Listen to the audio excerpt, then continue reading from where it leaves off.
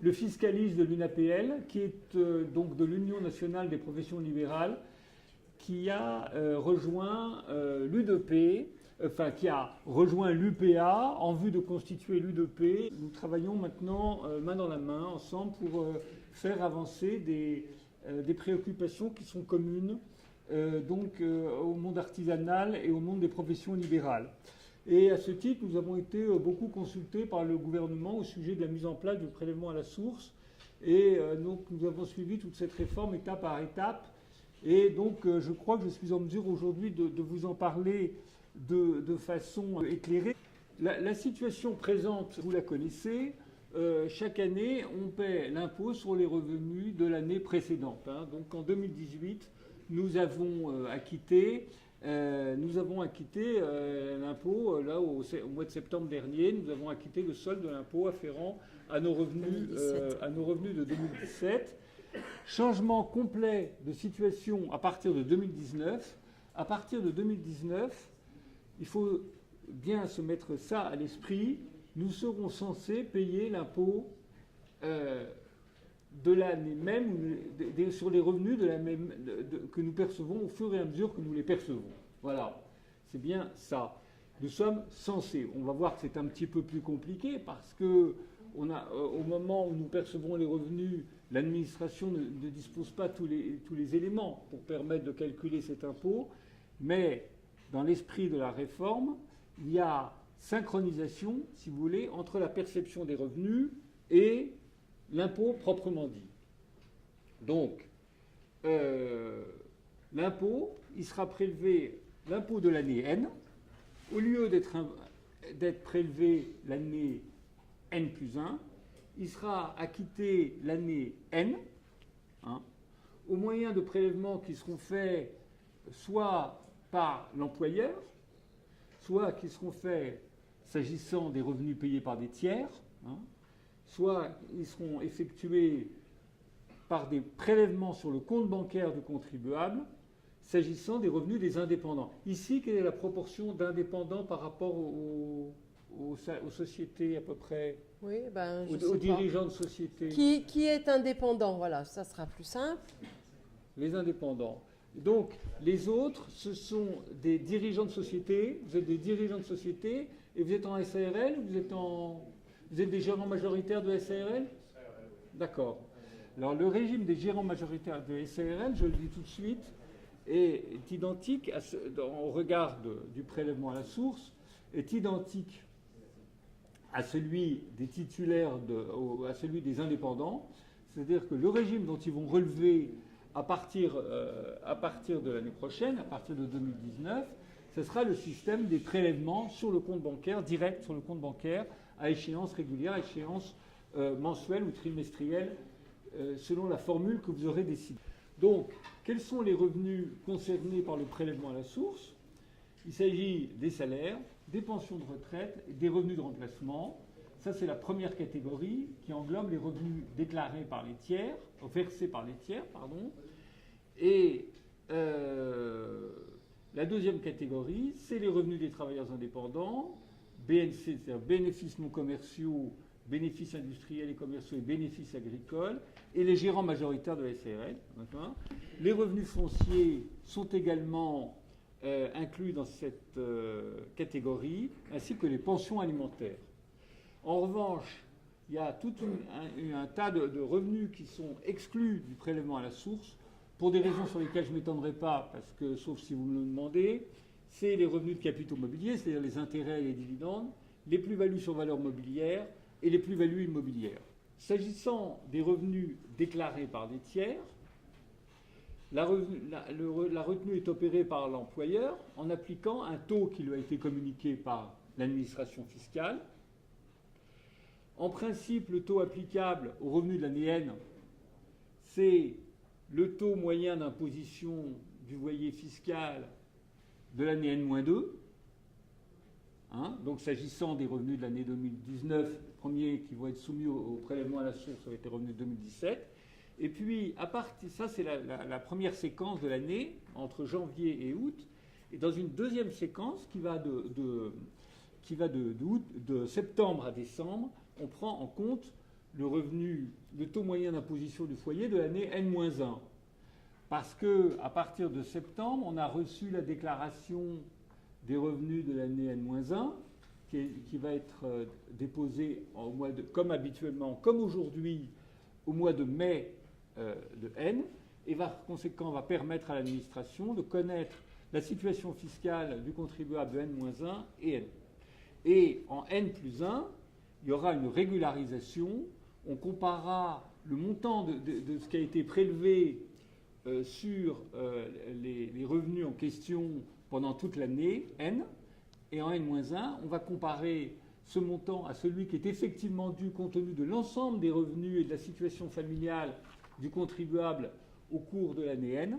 Et on va régulariser cet impôt selon le cas. On va lui demander un complément ou au contraire lui restituer une différence s'il a trop payé. Ce qui pourra arriver, on verra, dans un certain nombre de circonstances. Concernant les autres revenus, c'est-à-dire, là c'est BNC parce que mon public est normalement constitué de bénéfices non commerciaux, mais c'est valable pour les bénéfices industriels et commerciaux dont vous relevez. Eh bien, on prélève un acompte, comme je l'ai dit tout à l'heure. Eh bien, ce prélèvement qui est opéré chaque trimestre, chaque mois ou chaque trimestre suivant le choix que vous avez effectué, il est opéré d'abord sur la base de vos éléments d'imposition de N-2, comme pour les salariés, puis après, à partir du mois de septembre, sur la base des impositions de l'année N-1. Et ça, c'est ce qui se passe au cours de l'année N. Et au cours de l'année N+1, au vu de la déclaration que vous aurez souscrite au mois de mai, on va régulariser votre impôt. Alors, là, je m'adresse aux indépendants et aux gérants majoritaires. C'est-à-dire, gérant majoritaire, je rappelle ce que c'est qu'un gérant majoritaire, mais un gérant majoritaire, c'est soit un gérant qui dispose à lui seul de la majorité du capital de la SARL, soit un gérant qui dispose de la majorité avec les autres gérants. C'est-à-dire qu'il y a un collège de gérance qui dispose de plus de 50% des parts. Alors, les acomptes seront prélevés le 15 de chaque mois, mais il y aura néanmoins une possibilité d'opter pour des paiements trimestriels le 15 février, le 15 mai, le 15 août et le 15 novembre.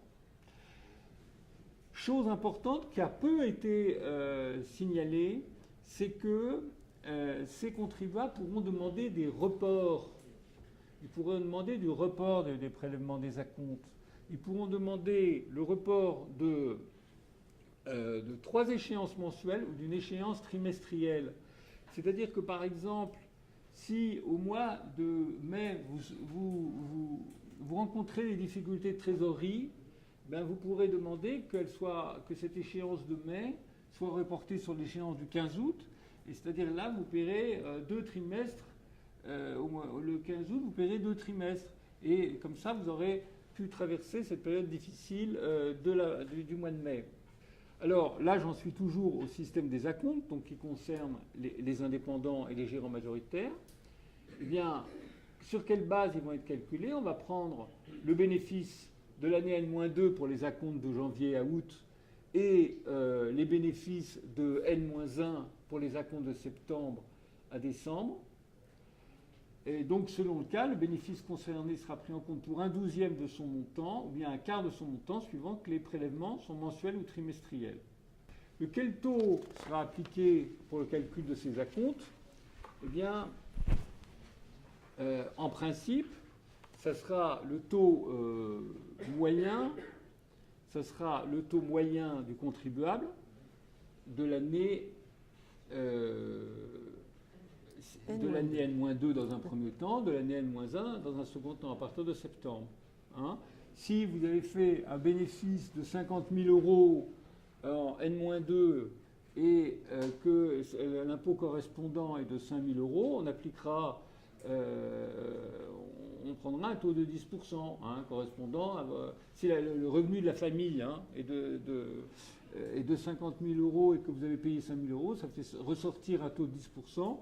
On appliquera, suivant le cas, au 12e ou au quart de votre bénéfice, eh bien, ce fameux taux de 10% qui correspond au rapport entre le montant de l'impôt que vous avez payé et le total des revenus de votre foyer au cours des 2 années en question. hein. C'est d'une simplicité archangélique. Alors, il y a une chose très importante, c'est que ce taux sera calculé sans tenir compte des réductions d'impôts et des crédits d'impôt dont vous avez bénéficié. C'est une chose fondamentale. C'est-à-dire que, vous savez que, par exemple, actuellement, il est possible d'effacer son impôt chaque année jusqu'à 10 000 euros. Notamment, il y a une réduction d'impôt qui est particulièrement importante, c'est celle qui pèse ce qu'on appelle une niche fiscale, qui pèse le plus lourd dans le budget, c'est celle qui concerne les aides à domicile. Actuellement, chaque contribuable, chaque foyer a droit à une réduction d'impôt de 50% du montant des frais de personnel qu'il emploie à titre privé, hein, pour son domicile privé, dans la limite de 12 000 euros. C'est-à-dire que vous pouvez effacer chaque année votre revenu, votre impôt jusqu'à 6 000 euros, soit en ayant une femme de ménage, des répétiteurs pour vos enfants, etc. Ou un paysagiste qui fait l'entretien de jardin. Voilà. Voilà, ça c'est bien connu, c'est un avantage à mettre en avant. Bon, alors, donc, cet avantage, il ne sera pas pris en compte pour le calcul des taux qui sera appliqué, le taux du prélèvement qui vous sera applicable, ou le taux qui sera applicable à vos salaires, dans la mesure où vous relevez du régime des salariés, ou vous relevez du régime des revenus déclarés par des tiers. Cependant, vous savez qu'il y a eu un affrontement, certes feutré, mais quand même un affrontement au mois de septembre entre M. Darmanin, Sylvain, ministre du Budget, et M. Emmanuel Macron. Et Emmanuel Macron a tapé sur la table et a dit qu'il n'était pas question que les contribuables fassent une avance de trésorerie et qu'il faille attendre la fin de l'année suivante pour bénéficier de ces réductions d'impôts. Donc il a décidé qu'au mois de chaque janvier, chaque mois de janvier de l'année, les contribuables auraient droit à 60% des réductions d'impôts dont ils ont pu bénéficier. C'est-à-dire que, par exemple, prenons le cas de quelqu'un qui a fait le plein de la réduction d'impôt pour aide à domicile, c'est-à-dire qu'il a bénéficié d'une réduction de 60 000 euros, de 6 000 euros, hein, réduction d'impôt, c'est 6 000 euros, ouais. Restons calmes. Il aura droit à un chèque du Trésor de 3 600 euros. On va créditer son compte de 3 600 euros, ce qui est fort agréable. Et après, il y aura une régularisation à la fin de l'année en fonction des dépenses qu'il aura effectivement. C'est valable également pour les dons, la réduction d'impôt qui est accordée au titre des dons aux œuvres. Vous connaissez peut-être ce système. C'est une réduction, elle, qui est de 66%, mais dans des limites. 66% ou 75%, s'agissant des. Vous savez, c'est ce qu'on appelle l'amendement Coluche. C'est pour les aides aux personnes en difficulté. Mais sinon, tout ce qui est dons à des organisations cultuelles, à des organisations culturelles, médicales, évidemment, parce que ça c'est un des grands réceptacles, un des grands destinataires des aides, etc. Monsieur ? L'année de référence, c'est -1 ou N-2 ? L'année de référence pour ces... N-2, c'est ça qui est bizarre. C'est C'est N-2, c'est-à-dire que des gens qui n'auront fait bénéficié aucune réduction de N-1, eh bien en N, ils auront droit à la réduction d'impôt. Ils auront droit au fameux 60%. Mais évidemment, il y aura un choc en retour au mois de septembre. Voilà, c'est l'inconvénient. Oui. Mais vous avez parfaitement raison de le souligner. Ce qui est d'autre, il y a des gens qui vont avoir le fameux chèque, admettons même le magnifique chèque de 3 600 euros dont nous parlions tout à l'heure, alors qu'ils n'y ont aucun droit. C'est ça qui est extraordinaire. Et ça, c'était un effet pervers de la mesure. Le gouvernement a pris ce risque-là parce que on considère, si vous voulez, que c'est que les gens qui emploient des femmes de ménage ou du personnel, des répétiteurs pour leurs enfants, c'est des dépenses ou qui font des dons aux œuvres, c'est des dépenses récurrentes. Ils ne vont pas s'arrêter brutalement. C'est également vrai pour ceux qui sont concernés par la question, pour les EHPAD. Vous savez que dans les frais liés à la dépendance ouvrent droit également à une réduction d'impôt, qui est appréciable. Et justement, il y avait eu une levée de bouclier de la part de toute cette sphère autour des professions qui agissent autour de la dépendance, qui s'étaient indignés du fait que cette réduction d'impôt ne serait prise en compte qu'après coup. Quand vous dites la régule se fait en fin d'année, c'est septembre ou octobre? Septembre. Alors là, on va prendre régime de croisière pour un artisan BIC. Hein. Eh bien, en 2019, vous allez avoir donc le prélèvement de 12 ou 4 acomptes. On va prendre l'exemple des acomptes mensuels. Les acomptes de janvier à août seront égaux au bénéfice de 2017 divisé par 12 multiplié par le taux moyen d'imposition de 2017. Et les acomptes de septembre à décembre, c'est le bénéfice de 2018 divisé par 12 multiplié par le taux d'imposition de 2018. Hein. On a vu comment tout ça se déterminait. Et en 2020, qu'est-ce qui va se passer? On va liquider l'impôt afférent aux revenus de l'année 2019 au vu de la déclaration qui va être souscrite en 2020, au mois de mai 2020. Comme aujourd'hui, rien n'est changé dans le mode déclaratif de l'impôt. On va continuer chaque mois de mai à souscrire une déclaration d'ensemble de revenus. À ce moment-là, on va comparer le montant de ce qui est effectivement dû pour l'année 2019 et on va le comparer, ce montant, avec ce qui a été versé à titre d'acompte au cours de l'année 2019. Suivant le cas, on verra que ça pourra être égal. Hein. Dans certains cas, il y aura un excédent payé, un excédent de prélèvement par rapport à ce qui est dû par le contribuable. Dans ce cas-là, il y aura un remboursement.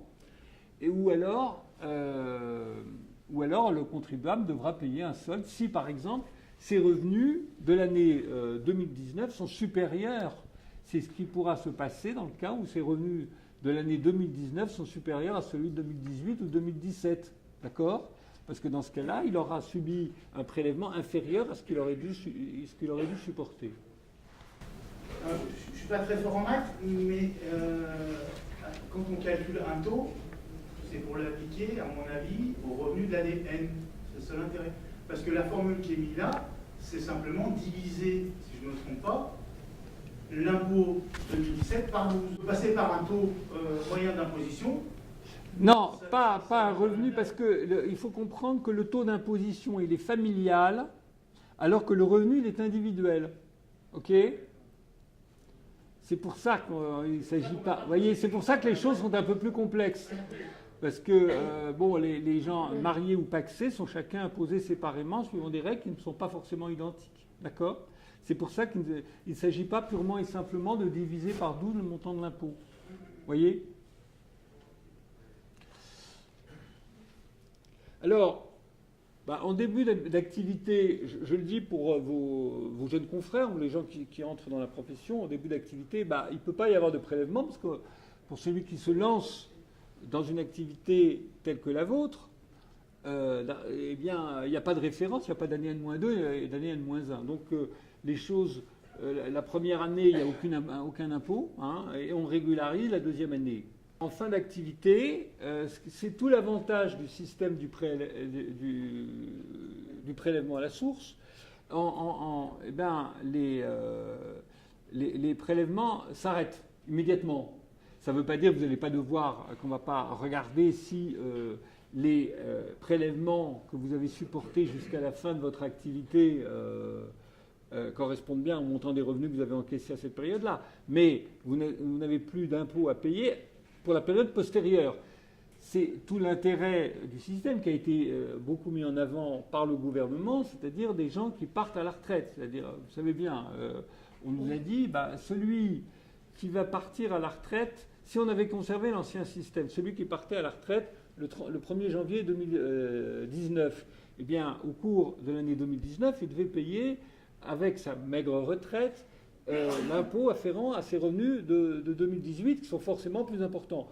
Ça, c'est plus le cas aujourd'hui à partir du moment où il n'y a plus de prélèvement sur les bénéfices professionnels.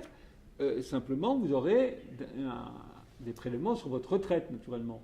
On bascule tout de suite d'un système à un autre, ce qui est moins pénalisant que le système que nous avions jusqu'à présent. C'est d'ailleurs le seul avantage. Ce que M. Darmanin, alors M. Darmanin, sur les ondes, a beaucoup développé cet argument. Ce qu'il a oublié de dire, c'est que les jeunes salariés qui vont entrer dans le système, aujourd'hui, je ne sais pas si vous êtes autour de vous, les jeunes salariés, ils ne payent pas d'impôt la première année. On ne paye pas d'impôt la première année. On paye l'impôt qu'avec un décalage d'1 an. Aujourd'hui, un jeune salarié qui entre sur le marché du travail, eh bien, son employeur va immédiatement opérer des prélèvements. Hein, immédiatement. Donc, il aura peut-être plus de mal je dis ça pour nos enfants, ils auront peut-être plus de mal à démarrer dans la vie, à s'acheter une voiture, à louer un studio, etc. Parce qu'ils subiront dès la première année des prélèvements, et d'ailleurs qui seront calculés à un taux pas du tout favorable, parce qu'il s'agit dans ce cas-là, comme on n'a pas de référence, on applique dans ce cas précis quelque chose qui s'appelle le taux neutre. Et le taux neutre n'est pas... C'est pas lourd, neutre. Lourd, il est lourd, il n'est pas neutre du tout. Allons-y. Alors, pour les revenus, il y a des latitudes. Hein, c'est un système qui se veut souple. Alors, en principe, on a vu, c'est le taux moyen d'imposition, mais un salarié, il pourra choisir un taux individualisé, c'est-à-dire un taux distinct pour monsieur et pour madame. Il pourra demander l'application d'un taux neutre. Le taux neutre, c'est un taux qui est fixé par un barème légal, hein, qui est indépendant de la situation personnelle du contribuable. Et puis, il pourra aussi demander une modulation à la hausse ou à la baisse. Ça, c'est le cas des salariés, et c'est le cas des salariés, des dirigeants de société qui ne sont pas des gérants majoritaires. Quant au BIC et aux gérants majoritaires, eh bien, en principe, on prend, comme on l'a vu tout à l'heure, les éléments d'imposition de N-2 ou N-1, mais on pourra demander également, comme c'est le cas pour les salariés, un taux individualisé au sein du couple, et on pourra aussi demander une modulation à la hausse ou à la baisse des revenus. D'accord ? Une modulation à la hausse ou à la baisse du taux en fonction de l'évolution de ses revenus. Alors, l'individualisation, ça consiste à traiter chacun. Alors, l'individualisation, ça a été conçu pour éviter que dans le cas où il y a une grosse disproportion de revenus entre les deux conjoints et les deux partenaires du PACS, eh bien celui qui a les plus faibles revenus subisse une imposition forte, trop forte. Vous voyez ? Donc là, j'ai pris un exemple. Là, il y a un des deux conjoints qui a un bénéfice de 100 000 euros et l'autre un bénéfice de 24 000 euros. Si on ne faisait pas la distinction entre les deux et si on leur appliquait le taux moyen du couple, eh bien, ils supporteraient 21% d'impôt sur chacun des revenus. Si on applique un taux individualisé, ça fait baisser considérablement le taux applicable à celui qui a le revenu de 24 000 euros. Et ça relève en revanche le taux de celui applicable à celui de 100 000 euros. Ça permet, si vous voulez, une répartition plus équitable de l'impôt entre les deux conjoints. C'est une formule agréable parce que, si vous voulez, dans un couple où l'un des conjoints a une faible rémunération par rapport à l'autre, eh bien, c'est un peu décourageant de supporter une imposition très très élevée dont on n'est pas responsable en fait, puisque si le couple est soumis à un taux aussi important, c'est parce que l'un des conjoints dispose de revenus très très importants. On continue. Alors le taux neutre, ça ne concerne que les salaires. Ça a été mis en place pour des raisons de confidentialité, parce que vous avez des salariés qui ont soit un conjoint qui dispose de revenus importants, soit des salariés qui ont une situation patrimoniale particulièrement favorable, qui disposent de nombreux immeubles à Paris, productifs de revenus, qui disposent d'une très grande fortune, et qui ne souhaitent pas que leur employeur le sache. C'est légitime parce qu'ils peuvent penser que ça pourrait préjudicier à l'évolution de leur salaire. Voilà. Donc, pour remédier à cette situation, on a inventé ce qu'on appelle le taux neutre, par exemple, qui consiste par exemple à appliquer un taux de 9% pour les salaires compris entre 2 500 euros ou 2 725 euros. Ça a été... vous savez que les contribuables ont dû faire avant le 15 septembre dernier, ont dû faire un choix entre le taux normal, entre le taux individualisé et le taux neutre. Ce taux neutre n'a été choisi par pratiquement personne. Mais il s'applique à ceux qui démarrent une activité, puisque par hypothèse, l'administration ne dispose pas de taux applicables à ses revenus, et donc l'employeur n'a d'autres ressources que d'appliquer dans ce cas-là le taux neutre. Quant au taux individualisé, il a été choisi par 6% des contribuables. Hein. Alors la modulation, ça concerne tout le monde. Vous pouvez demander à l'administration, en allant sur votre espace personnel d'impôt.gouv, vous pouvez demander des modulations à la baisse ou à la hausse. Je ne pense pas qu'il y aura foule de gens qui demanderont une modulation à la hausse de leur taux d'imposition, mais on peut demander une modulation à la baisse en cas de baisse de ses revenus. Mais dans ce cas-là, il faudra, d'abord, il faudra que la baisse soit relativement significative, les baisses très mineures ne seront pas prises en compte, et d'autre part, il faudra indiquer à quel niveau vous estimez que va se situer votre bénéfice, dans ce cas-là, votre revenu. Hein. Il faudra indiquer les raisons pour lesquelles vous souhaitez voir baisser le taux d'imposition applicable à vos revenus. Donc, c'est sous votre responsabilité. Et évidemment, il existe une marge d'erreur, je ne veux pas trop m'étendre là-dessus, il existe une marge d'erreur, mais en cas de dépassement de cette marge d'erreur, il y aura des pénalités qui s'appliqueront, donc il faut être extrêmement prudent dans ce cas-là.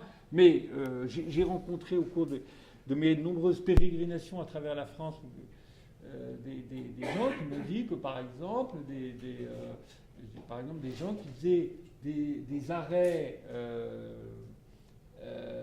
pour des raisons de maternité, par exemple, et donc pendant 6 mois, évidemment, on peut être certain que pendant cette période, il va y avoir une chute importante des revenus qui est absolument irréfutable, et que par conséquent, on ne court aucun risque dans une configuration comme celle-là de demander une modulation à la baisse de ces revenus. On passe à la chose suivante. Alors maintenant, on va parler un peu de l'année blanche. L'année blanche, il y a tout un mythe autour de l'année blanche. Qu'est-ce qui va se passer pour l'année 2018 ? On n'aurait pas imaginé qu'en 2019, on paie à la fois les impôts sur les revenus de 2019, ce qui est prévu dans le cadre du nouveau système, et les revenus sur les revenus de 2018. Par conséquent, on a décidé d'effacer fiscalement les revenus de l'année 2018. C'est ce qu'on appelle l'année blanche. On va effacer fiscalement. Comment ça va se passer ? On va calculer votre impôt sur les revenus de 2018. On va obtenir un certain montant et on va vous accorder un crédit d'impôt égal à ce montant. Donc, on va prendre le crédit d'impôt, on va le déduire du montant de l'impôt proprement dit, et ça va égal en principe 0. Donc vous n'aurez aucun impôt à payer au titre de 2018. D'accord ? C'est ça. En 2019, donc on ne paiera que l'impôt sur les revenus de 2019, on ne paiera pas ce qui aurait été assez douloureux pour les uns et pour les autres, à la fois les revenus sur 2018 et les revenus sur 2019. D'accord ? Alors, ce crédit d'impôt, il va être calculé sans tenir compte des fameux crédits d'impôt dont nous parlions tout à l'heure. Ça veut dire qu'il sera supérieur, pour les gens qui bénéficient de crédit d'impôt, il va être supérieur au montant des crédits d'impôt. Donc, ceux qui ont utilisé des aides à domicile, ceux qui ont fait des dons à des œuvres, ceux qui ont fait certains investissements dans l'immobilier Pinel, je ne sais pas si vous connaissez ces systèmes, etc., ils vont avoir un différentiel. On va leur rembourser leur crédit d'impôt de 2018. Hein. Je veux dire, les crédits d'impôt sont intégralement préservés. Mais ce qu'il faut savoir, c'est ce fameux CIMR, ce crédit d'impôt de modernisation du recouvrement, il ne couvre pas la totalité des revenus de 2018, de l'impôt relatif à l'impôt. Il ne couvre, et ça c'est là que résident toutes les difficultés, il ne couvre que la partie de l'impôt qui correspond aux revenus non exceptionnels de l'année 2018. Alors toute la question, c'est de savoir ce qu'il faut entendre par un revenu exceptionnel ou un revenu non exceptionnel. En clair, si vous avez réalisé un revenu exceptionnel en 2018, la fraction d'impôt qui correspond à ce revenu exceptionnel restera due. D'accord ? Que faut-il entendre par un revenu exceptionnel ? Alors, les règles que je vais énoncer sont valables aussi. Alors, il y a un régime spécifique aux salariés. Les revenus exceptionnels, c'est les revenus qui ne sont pas prévus par le contrat de travail. D'accord ? En ce qui concerne les autres revenus, ça concerne notamment les BIC et les dirigeants de société, les dirigeants de société, mais pas seulement les gérants majoritaires, également les gens qui disposent de la majorité du capital de leur société, même s'il s'agit d'une société par action. Je ne sais pas s'il y a des sociétés par action dans votre secteur. C'est plutôt des SARL, plutôt des SARL. Eh bien, on va comparer avec les revenus des 3 années antérieures. On va comparer 2018 à 2015, 2016 et 2017. Si votre bénéfice de 2018 dépasse un des revenus d'une de ces 3 années, eh bien la fraction correspondante sera considérée comme un revenu exceptionnel. Ça ne sera pas systématiquement le cas. Si, par exemple, en 2020, en 2019, vous faites un bénéfice supérieur à celui de 2018, le revenu de 2018, même s'il est supérieur à celui de 2015, 2016, 2017, ne sera pas considéré comme un revenu exceptionnel. Voilà. Voilà, en gros. Bonjour, la prise de tête. Et alors, comme je voudrais laisser du temps aux questions, on va passer directement à la situation. Vous voyez que je suis un bon oui, c'est très bien. Je suis discipliné, je suis totalement discipliné. On va passer directement à la situation des employeurs. Vous êtes des employeurs ? Oui. Bon, oui, des employeurs. Alors, l'employeur, il a 2 tâches. Il a 2 tâches. Il a à prélever, retenir le prélèvement à la source sur les salaires qu'il verse à son personnel, et il doit reverser à la direction des finances publiques les sommes qu'il prélève à ce titre. D'accord ? Comment, sur quelle rémunération ? À toutes les rémunérations, sauf celles versées à des stagiaires ou à des apprentis. Et quel taux appliquer ? On applique le taux qui a été transmis, qui vous sera transmis chaque mois par l'administration, par la Direction générale des finances publiques, via la DSN, c'est-à-dire la déclaration sociale nominative. Vous connaissez ce système. La déclaration sociale nominative, c'est ce qui permet actuellement de faire le va-et-vient entre l'employeur, en général l'expert comptable, s'agissant des petites structures comme les vôtres, l'expert comptable et la Direction générale des finances et les URSSAF. Chaque année, à la fin de chaque mois, eh bien, l'employeur ou son expert comptable transmet via la DSN la situation de l'emploi dans son entreprise, et ainsi que le montant des salaires versés, et ainsi que les cotisations prélevées, et le reversement a lieu à la fin du mois, le mois suivant ou le trimestre suivant pour les petits employeurs qui le souhaitent. Maintenant, il y aura un 3e partenaire, il y aura l'employeur, les URSSAF, mais il y aura maintenant la direction des finances publiques. Et la direction des finances publiques, au vu des déclarations que vous souscrirez chaque mois, eh bien, vous adressera le taux appliqué à chacun de ses salariés, à chacun de vos salariés. C'est déjà le cas. Vous avez reçu les taux. Il faut aller les chercher, je crois. Vous les avez reçus et ils seront transmis. Pardon ? Il faut les récupérer sur le site, ils les transmettent pas. Oui, ils sont récupérables. Ils sont récupérables. Oui, ils sont disponibles. Ils sont disponibles sur votre espace professionnel. Oui, disponibles sur votre espace professionnel. Il faut les appliquer, ou votre expert comptable, votre cabinet comptable va les appliquer. Et si vous ne disposez pas de taux, il conviendra d'appliquer le fameux taux neutre dont nous parlions tout à l'heure. C'est-à-dire, en cas de nouvelle embauche, il faudra appliquer le taux neutre. Qu'est-ce que nous avons à dire ? Donc les premiers taux ont été transmis à partir de septembre dernier. En cas de nouvelle embauche, donc, comme elle a dit, il faut appliquer le taux neutre. Pour les contrats courts, il faut appliquer le taux neutre après déduction d'un abattement d'un demi-SMIC, c'est-à-dire 600 €. Sur quelle base ce taux doit être appliqué? Sur le salaire net après déduction des cotisations sociales et de la fraction déductible de la CSG. Je ne sais pas si certains ont utilisé la phase de préfiguration. Les entreprises ont eu la possibilité de mettre en œuvre de façon blanche, pour si vous préparer voulez, nos employés. le prélèvement à la source pendant en octobre, novembre, décembre. Eh bien, ça donne lieu à l'établissement de bulletins de salaire d'un nouveau modèle qui fait clairement ressortir le salaire net des cotisations sociales et le salaire net de l'impôt pour favoriser la comparaison avec la situation antérieure, si vous voulez, la situation où seules des cotisations sociales étaient prélevées. Qu'est-ce que je veux dire? Là, il est important, à mon avis, pour les professionnels qui emploient du personnel d'avoir quand même d'aviser leur personnel de la situation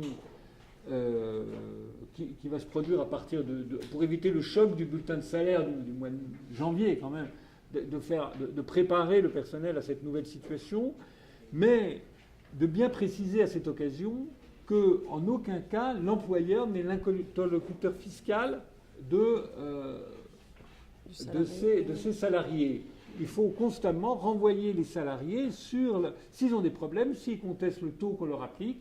Il faut surtout ne pas s'ingérer dans cette affaire et bien leur dire que leur seul interlocuteur, c'est l'administration fiscale. Hein. De même que vous n'avez pas d'explication à donner à votre personnel concernant les taux de cotisation sociale que vous appliquez, vous n'avez pas d'explication à donner concernant les taux que... le dernier conseil, qui n'est peut-être pas superflu, c'est qu'il faudra respecter la plus grande confidentialité vis-à-vis des tiers concernant les taux appliqués au personnel. Hein. Ça fait partie du secret, le taux d'imposition de chacun. Il y a même, je précise même qu'il y a des amendes qui sont prévues dans ce cas-là, et même des peines d'emprisonnement qui sont prévues en cas de récidive de la part d'un employeur qui divulguerait à tout vent le taux d'imposition de son personnel. Voilà ce que je pouvais vous dire. Une question, c'est le dépôt de bilan. Alors, et le fait que l'impôt n'ait pas été payé par que ça a été prévu, ça? Oui. Alors, c'est l'employeur qui... On a les AGS pour les salariés, mais là... il y aura une... Alors, les salariés ne sont pas responsables. C'est l'employeur qui est responsable dans ce cas-là. Oui, mais comment s'il est en société? C'est-à-dire que dans ce cas-là, la direction des finances publiques fera jouer son fameux privilège, comme vous le savez, qui est le sien en cas... vous savez qu'il y a deux organismes qui sont privilégiés en cas de dépôt de bilan, qui sont les caisses de sécurité sociale et le Trésor. Et donc qui mobilisera tous ses moyens pour être payé en priorité. Mais les salariés n'ont aucune responsabilité là-dedans. C'est vrai que pour nous, c'est un grand changement. Hein. On n'est pas vraiment prêt, enfin intellectuellement, je dirais, à le faire, parce que c'est vrai que l'intimité, on va dire, de nos salariés, on n'a pas vraiment envie de la connaître. Et c'est un peu compliqué pour nous, c'est pas dans notre mentalité en tous les cas. Oui. Il y a eu de fortes résistances. L'UDP, faut bien le dire, c'est mobilisé contre cette réforme. Nous avons dit que notre rôle n'était pas de percevoir des impôts. On a cru convaincre le gouvernement à cet égard. D'autre part, on a mis beaucoup l'accent sur le fait que dans cette période un petit peu difficile économiquement, le fait que les salaires de mois de janvier soient amputés comme ça d'une part de 5%, 10%, voire plus, c'est le cas, pouvait avoir des effets préjudiciables sur le plan économique. Ça n'a pas convaincu, ça n'a pas été suffisant en tout cas pour convaincre Bercy. qui a pris cette affaire on l'a vu avec M. Darmanin, qui quand même a pris cette affaire très à cœur.